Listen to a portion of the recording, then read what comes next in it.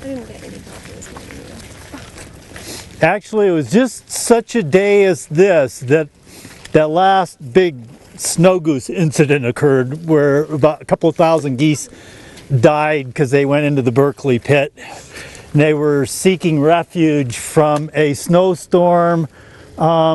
Actually, is what had happened the last time is it's part of the eastern flyway, I think. They were coming down. They usually stop over and rest for a while in Freeze-Out Lake over by Great Falls. It had frozen, and so they kept going.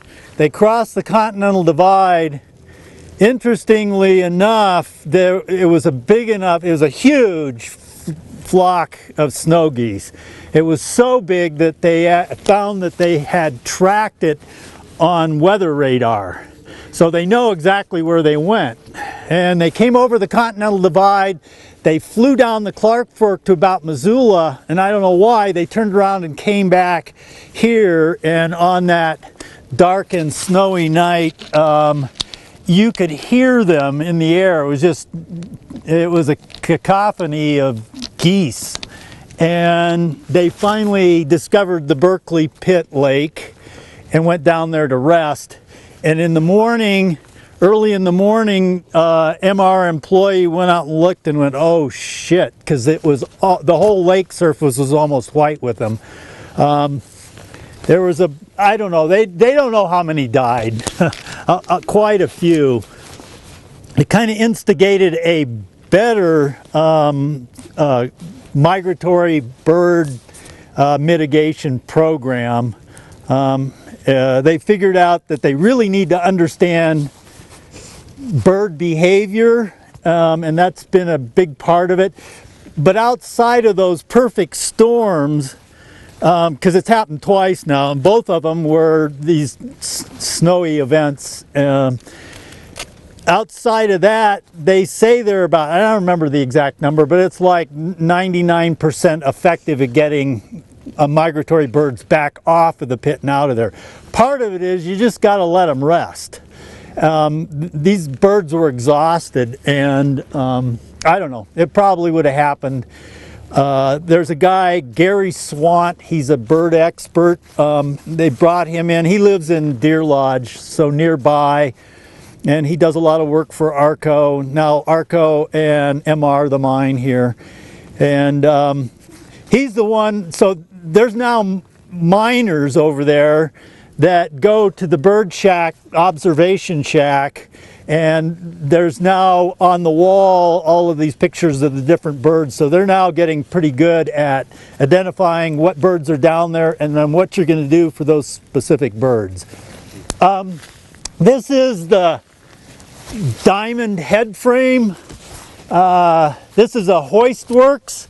So you see the big wheels at the top. There's a cable that ran over the top of that and straight down. So there was an engine room back. It's not there anymore. It was back to the north. The cables, and that's the engine room it was steam operated, and so the cable would run up and over the top of that, and then there were ore skips which would pull ore out of the ground, or they could put man cages on. This particular shaft goes down, I think it's 3,600 feet, so pretty deep. If you were to go down there now, you would hit the water table somewhere about 900 or 1,000 feet. So you'd have to scuba dive to get to the bottom of the shaft now. Yeah, let's go on in all the way to the... There is one thing, yes, we talked about that. Maybe you should talk about that. The rock, Oh, okay. what kind of rock, what is it bearing, why is it the way? Probably you said that already, but... No, I didn't. And I don't particularly see. It's harder to spot when it's all wet, but if you're out here on a nice hot day, you can smell the sulfides here. I can smell it actually right now. Can you? From here. I can't, but usually you can see in this waste rock an awful lot of pyrite. It's pretty common. Pyrite exposed to oxygen and water will oxidize and produces sulfuric acid. So Robert, what did you get? He was measuring the pH of this. Well, I think people should guess what the pH of that puddle is. 1.8. 2.5. 4.5. I measured 188. Somebody said one something, right? Probably he was only joking. Crazy. So that's pretty acidic. The Berkeley pit, for most of the time, the lake has been at about 2.5. About a year and a half ago, the pH started coming up. It's now it's around 4 now. And so, like I mentioned pyrite, which is FeS2. So you oxidize it, you produce sulfuric acid, but you also release aqueous iron. And the iron used to be really high in the Berkeley, and it used to be orange colored. It used to be about the color of the side of that building, where it's kind of more like maybe deep maroon or something. You'll see the color now, and nobody's really figured out why it's the green color it is right now, but one of the ideas is it's always been green. It's just been masked by all the iron in the water. Because there is actually microbial activity in there, so there's we know that there is algae, there is bacteria in there that could cause the color. There are researchers now that they worked at Montana Tech.